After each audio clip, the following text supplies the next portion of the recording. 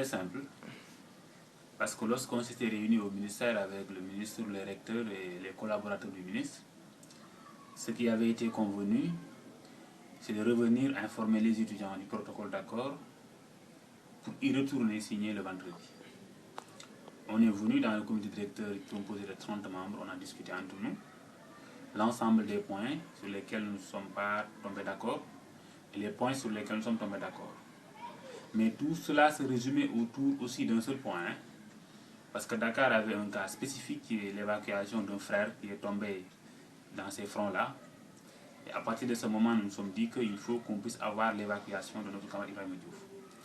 Et que si toutefois le ministre nous donne des garanties écrites, avec une déclaration devant les médias, que Ibrahima Diouf sera évacué dans les plus brefs délais, Dakar pouvait signer, ne serait-ce que pour que cette personne puisse être dans des conditions les meilleures, puisse un peu oublier tout ce qui lui est arrivé.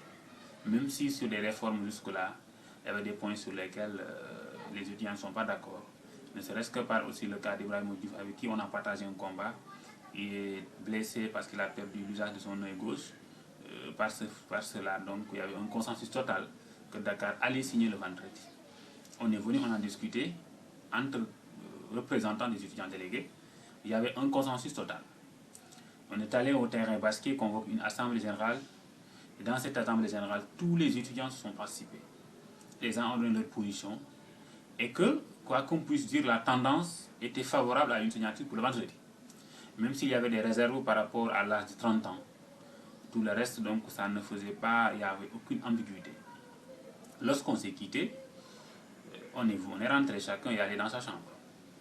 Il y avait un groupe d'étudiants âgés de 30 ans, certes, qui réclamaient le droit. Parce que quand même, ils doivent avoir la bourse.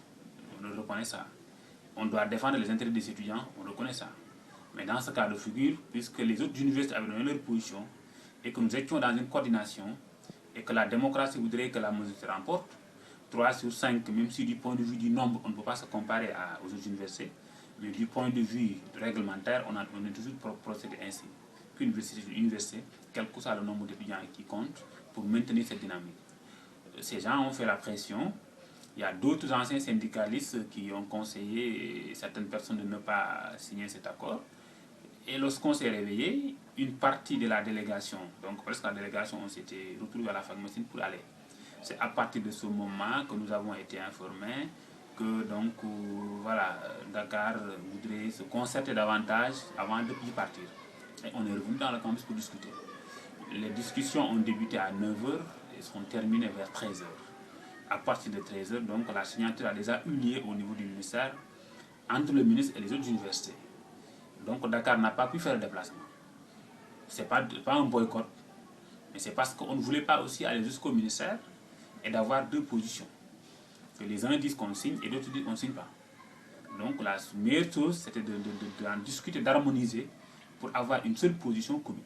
Donc c'est la raison pour laquelle Dakar n'a pas pu faire le déplacement pour aller signer. Mais je précise que toutes les universités avaient donné leur position. Après discussion, on avait dit au ministre, d'accord, vous avez accepté la recommandation majeure par rapport à l'évacuation de notre camarade. Certes, les inscriptions, il y a une augmentation faramineuse, mais quand même, il y a une diminution à partir de ce qu'on a eu à partir de ce combat-là. Concernant la L2, la L3 et le M2. Concernant les bourses aussi, les anciens critères sont maintenus. La seule chose qui est intervenue là-dessus, c'est l'âge de 30 ans. Donc, on a eu des acquis. Mais on n'a pas eu tous les acquis que nous aurions dû souhaiter. Mais c'est une bataille, dans une guerre. Donc, on a gagné une partie, il reste une autre partie. Il fallait peut-être accepter la chose et après continuer les discussions. C'est dans cette logique que nous étions. Et qu'on avait dit au ministre que nous allons informer nos étudiants ou convaincre nos étudiants pour revenir le vendredi signer. Parce qu'on ne voulait pas apposer notre signature le mercredi, que les étudiants apprennent qu'il y a eu un protocole d'accord signé à travers la presse. Il fallait les informer du contenu et de revenir. C'est la raison pour laquelle on avait supplié l'université Assane Seck de Ziguinchor, Aline Diop de Bam et l'université de Thiès, qui avaient l'aval de leurs étudiants, qui ont une autonomie, une indépendance, qui avaient donné leur position que Thiès, Ziguinchor, Bam étaient d'accord pour signer le mercredi. Mais en tant que dans le cadre de la solidarité, dans le cadre d'une coordination, on leur a demandé, Dakar et Saint-Louis, de nous permettre de retourner dans nos universités, informer la base et revenir signer. Ceux qui l'ont accepté, que nous saluons. Parce qu'ils auraient dû prendre responsabilité et de signer. Et aller casser le mouvement. Ils n'étaient pas dans cette dynamique. Donc je précise qu'ils n'ont pas été corrompus. Ils sont responsables, ils ont assumé leurs responsabilités, ils ont honoré leurs paroles, leurs engagements. Et qu'en tant que leader, en tant que représentant, des personnes avec qui on a eu à partager ce combat, moi je n'ai qu'à les féliciter et les encourager. Parce que s'il faut dire oui, il faut dire oui, s'il faut dire non, il faut dire non. L'essentiel c'est d'avoir le courage de vos idées. Personne ne peut imposer personne de signer quelque chose que vous n'êtes pas d'accord. Si je ne suis pas d'accord, je dis que je ne suis pas d'accord, je ne valide pas. Et j'assume toute la responsabilité. Si je suis d'accord, je dis que je suis d'accord et je signe. Et je donne mes arguments. Mais donc, Cheikh Mbacké, que je respecte beaucoup, il est libre de dire que l'UGB n'est pas pour ces réformes. L'UGB ne peut pas signer. Il a la responsabilité de dire parce qu'il représente toute une université. Si c'est ça la position de l'UGB, il peut dire que c'est ça la position de l'UGB. Mais quand même, il ne doit pas indexer les autres universités. Il ne doit pas les traiter de corrompus. Il ne doit pas les traiter de traîtres. Parce que nous sommes tous des étudiants. Et ce qui s'était dit le mercredi, c'est parce que ces gens-là ne sont pas des corrompus. Ils ont respecté, on a leur parole. Ils pouvaient dire que voilà, j'avais dit que j'allais convaincre, j'allais informer, je vais venir signer. Mais je me suis rendu compte que mes étudiants ne sont pas dans cette dynamique. Et que la parole des étudiants vaut mieux que ma parole. Raison pour laquelle UGB ne peut pas signer. C'était responsable, hein? Qu'on puisse savoir qu'il était de bon choix. Et ce qu'il disait, il y croyait. Mais c'est la base qui s'y oppose. Mais le fait de traiter les autres, ça c'est déplorant. C'est déplorable. C'est déplorable. Et qu'avoir des positions divergentes aussi ne justifierait pas une sortie de cette coordination. Cette coordination a une utilité. C'est cette coordination qui nous a permis de faire revenir le gouvernement sur la table. C'est cette coordination qui nous a permis d'avoir un certain recul par rapport à un certain nombre de points vis-à-vis du gouvernement. Donc c'est cette coordination qui est notre force. Parce que séparément, Dakar fait 4 ou 10 fois l'UGB. Dakar fait 100 fois Bambey Thiès et Ziguinchor. Mais quand même, nous sommes dans une dynamique de maintenir cette cohésion. Parce que si nous sommes unis, nous avons une force. Mais si nous sommes séparés, dispersés, nous n'avons pas cette force. Et qu'un étudiant de Bambey, de Thiès, de Ziguinchor, de Saint-Louis et de Dieu, c'est le même étudiant. C'est un Sénégalais. Qui ont eu leur bac, qui ont choisi d'aller dans d'autres universités. Donc, il ne faut pas minoriser. Il ne faut pas traiter d'autres noms les uns et les autres. C'est pas bon. C'est pas bon. Mais quand même, dans la vie, c'est responsable. C'est ça la situation, ce qui s'est passé. Mais je voudrais tout simplement préciser que Bambey, Thiès, Ziguinchor, ils n'ont fait qu'honorer leurs paroles et leurs engagements. Et que c'est leur base qui leur a demandé de signer. Le problème qui s'est posé à Dakar, de manière générale, c'est qu'il y a des amicales suspendues dans certaines facultés. D'où il est très difficile, quand même, de trouver une cohésion, de trouver dans l'unanimité une position commune qui pourra engager toutes les facultés en même temps. C'est ça. Et puis, on ne souhaitait pas aussi aller apposer la signature et qu'il y ait d'autres mouvements contestataires. Parce que les gens qui ont 30 ans et qui réclament, il y en a parmi eux des étudiants qui n'ont jamais repris. Parce que la limite d'âge est intervenue que 2011-2010. Avant 2011-2010, l'étudiant pouvait avoir le bac à 25 ans, à 24 ans. Et que l'étudiant peut venir et ne pas reprendre, avoir 30 ans et être en master. Parce que nous sommes dans une société traditionnellement religieuse et que les gens fréquentent l'école coranique avant de venir à l'université. Mais certes, il y a des étudiants qui ont 30 ans parce qu'ils ont repris beaucoup d'années. Même si avec le système LMD, la question est résolue. Même si l'étudiant reprend beaucoup d'années, ça dit qu'il n'est plus dans les dispositions d'avoir la bourse, il ne peut pas en avoir. Que l'étudiant a 25 ans, qu'il a 30 ans, c'est le critère d'excellence qui est prévenu. C'est-à-dire que vous ne pouvez pas reprendre 2 fois l'année et maintenir votre bourse. Donc, même cette question d'âge, je pense que ça n'a pas sa raison d'être, hein, ça n'a pas de sens. Parce que du moment où l'étudiant n'a plus la possibilité de faire ce qu'on appelle l'albasan, l'étudiant n'a plus la possibilité de faire 2 fois la même année, plus de 2 fois la même année, donc cette question est résolue, est réglée. Ça voudrait dire qu'on aurait dû l'évacuer à côté. L'étudiant peut avoir 25 ans et ne pas être boursier, comme l'étudiant peut avoir 30 ans et ne pas être boursier, comme l'étudiant peut avoir 30 ans et être boursier. Du moment où lorsqu'il venait à l'université, il était venu avec, supposons, 25 ans ou 24 ans, et que la loi le permettait de faire ses études, donc à partir de ce moment, lui, il n'est pas fautif. Donc c'est des cas de figure qui se présentent et qui se présentent particulièrement à Dakar. Ce que je voudrais aussi préciser, Dakar est l'université mère. Dakar ne peut être influencé par aucune autre université. Dakar ne dépend d'aucune autre université.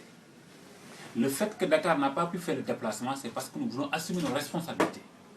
Et on ne veut pas être ridicule aussi devant les autorités. La position de l'UGB n'a aucunement impact sur notre position. Ni Bambey, ni Thiès, ni Ziguinchor. Les universités sont autonomes et sont indépendants. Ils ont leurs propres problèmes, les problèmes spécifiques. Et c'est en fonction de ces problèmes qu'ils signent un protocole d'accord ou de ne pas signer ce protocole d'accord. Que l'UGB allait signer ce même jour, Dakar pouvait ne pas y aller. Que l'UGB disait non le même jour, Dakar pouvait signer.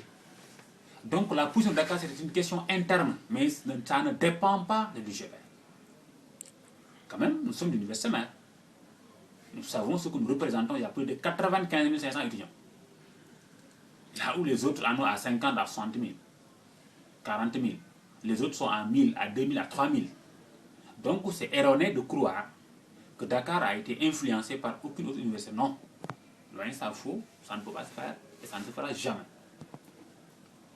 Donc le leadership que Dakar a toujours incarné, Dakar va continuer de maintenir, même si nous sommes dans un contexte très compliqué, très difficile, du moment où il y a une seule amicale pour 6 facultés, que toutes les autres facultés, il n'y a que des collectifs composés par des listes, avec une fragilité, il est très difficile et très compliqué de prendre une décision qui fera l'unanimité. C'est le seul problème qui se pose. Mais si aujourd'hui il y avait des amicales dans toutes les facultés, que 5 étudiants seulement peuvent décider au nom de toute l'université, que personne ne pourra contester, Dakar ne peut pas aller en tergiversant sur certaines questions. Ça ne peut pas se faire. Donc, je tenais à préciser que Dakar n'a pas été influencé. Mais c'est des questions internes qui s'est posées dues à 2 facteurs. Le premier facteur, c'était qu'il y a des gens âgés de 30 ans qui sont des milliers à l'UQAT, qui ont formé le bloc et qui nous ont supplié de ne pas signer tant que cet équivoque n'est pas levé. L'autre aspect, il y a certes d'autres éléments internes qui ne sont pas des étudiants, qui n'ont pas de carte d'étudiant, mais qui sont en train d'influencer d'autres jeunes pour qu'ils sabotent les négociations. Il y a ces 2 facteurs qui se présentent. Et ce sont les raisons pour lesquelles Dakar n'a pas pu faire le déplacement. Ce n'est pas parce que nous n'avons pas le courage de le faire, nous avons le courage de le faire. Mais ça ne sert à rien de venir devant le ministre, de dire que Dakar va apposer sa signature, qu'un étudiant pour dire que Dakar ne va pas signer, la presse va relater que UQAT est divisé. Alors que UQAT n'est pas divisé. Le reste, c'est à l'État de prendre ses responsabilités. Nous avons entamé le combat depuis 9 mois. Nous avons mis des revendications qui ont une légalité, une légitimité sur la table du gouvernement. Nous avons eu gain de cause par rapport à un certain nombre de questions. Mais nous n'avons pas eu gain de cause dans l'ensemble des questions posées. Mais l'important était que les gens se rappellent que la première proposition des inscriptions était de 150 000 francs. C'est par l'engagement et la détermination des étudiants qu'on a pu revoir ça en baisse jusqu'à 25 000 francs. Alors que la deuxième proposition du gouvernement, c'était de 25 000, 30 000, 35 000, 50 000 et 60 000 francs. C'est encore par la détermination et l'engagement leader que nous sommes allés à des négociations pour que le gouvernement puisse reculer jusqu'à harmoniser 25 000 francs premier cycle, 50 000 deuxième cycle, 75 000 pour la thèse. C'est des acquis.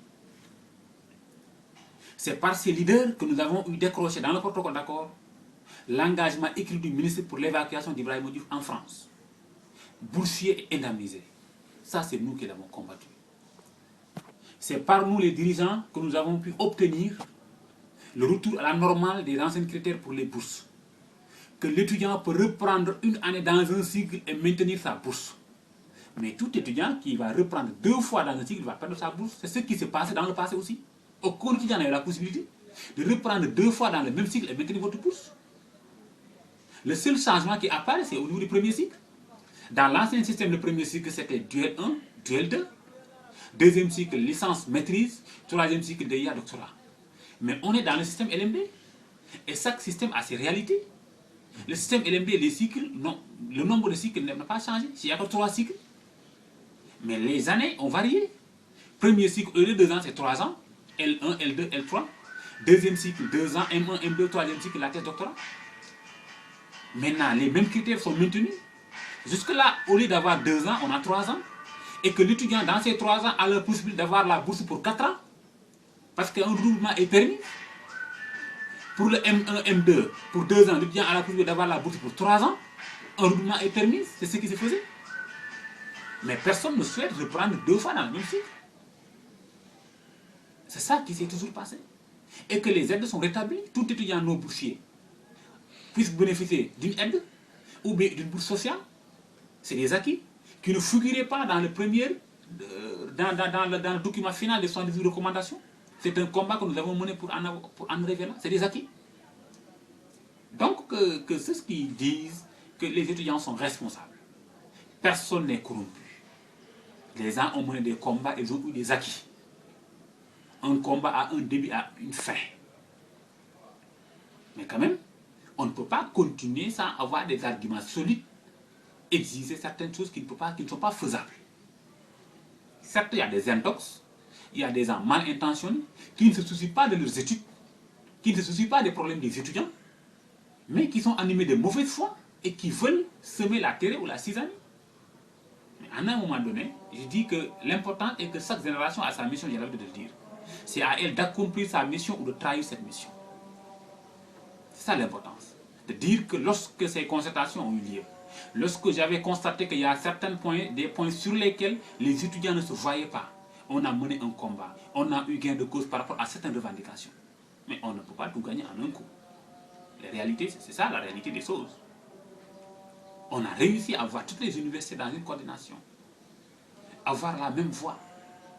Mais quand même, arrivé à un moment donné aussi, chaque université est obligée de prendre ses responsabilités si les uns et les autres n'assument pas leurs responsabilités ou n'honorent pas leurs paroles. En grosso modo, c'est ce qui s'est passé. Et je pense que Dakar, tout compte fait, Inch'Allah, les cours vont se dérouler normalement. Ceux qui veulent apprendre vont apprendre. Ceux qui ne veulent pas apprendre, l'État n'a qu'à prendre ses responsabilités. Et que nous, en tant que leaders, nous allons continuer de jouer notre rôle de leader et notre responsabilité. Et que nous demandons juste à l'État que l'orthodoxie soit rétablie. C'est-à-dire que les facultés puissent retrouver leurs institutions. Ça leur permettra quand même de poser des plateformes revendicatives internes, certaines questions que le ministère ne peut pas gérer, ni le recteur. C'est des questions facultaires, que les gens puissent poser ça, en discuter dans les années à venir. Et que la sécurité dont on parle, nous en avons besoin de cette sécurité. Nous ne sommes pas des vailloux, ni des vagabonds, ni des lutteurs. Ici, c'est la force de l'argument, mais pas l'argument de la force. Si les gens se permettent d'avoir des coups de coupe dans leur chambre, des bâtons dans leur chambre, des non-étudiants qui logent dans les campus, mais il faut qu'on assainisse l'espace. Que les ayants droit puissent rester. Qu'ils puissent avoir une sécurité totale. Mais pas une sécurité répressive, mais une sécurité administrative et responsable. Parce que quand on n'a rien à se reprocher, on ne peut pas refuser d'être sécurisé. Ça dit que si les gens se permettent d'utiliser leur propre force, parce qu'il n'y a aucune sécurité qui peut agir sur eux, ça ne serait-ce que pour ça. Les gens qui sont responsables, qui veulent étudier, doivent être sécurisés. Et que l'État doit prendre aussi ses responsabilités par rapport à ça. Si c'est un milieu d'idées, ce sont les arguments qui valent. Les étudiants ont toujours pris les responsabilités. Mais aussi l'État doit toujours prendre ses responsabilités. Tant que nos intérêts ne sont pas menacés, les gens vont étudier dans la stabilité, dans la quiétude. Mais puisque si nos intérêts sont menacés, nous sommes obligés de revenir pour revendiquer. Parce que c'est un acte qui ne se perd pas. Si on nous dit qu'on explique, on s'explique, on va voir ce qui va se passer. L'importance est que l'ordre soit rétabli et que l'étudiant puisse retrouver sa place dans le circuit universitaire, mais que les non-ayants droit ne doivent pas être dans le campus social. On ne doit pas permettre n'importe qui d'avoir des armes dans des chambres, des coupes dans des chambres, des bâtons dans des chambres. Nous sommes dans quel pays ou dans quelle république? Mais dans ces conditions, les gens sont obligés de demander une sécurité. Mais les gens qui n'en veulent pas de cette sécurité, c'est parce qu'ils ne sont pas des gens louches. Ils savent que s'il y a la sécurité, il ne peut pas y avoir de l'ordre et ils ne veulent pas de l'ordre. Maintenant, l'université, ce n'est pas l'arène nationale. L'université, ce ne sont pas des marchands ambulants. L'université, c'est un milieu d'intellectuels et que seuls les étudiants, les intellectuels ont leur place dans cette université. Seules les idées valent, mais autre chose ne peut pas avoir, ne valent pas. Donc, en grosso modo, c'est ce que j'avais à dire par rapport à ton interrogation.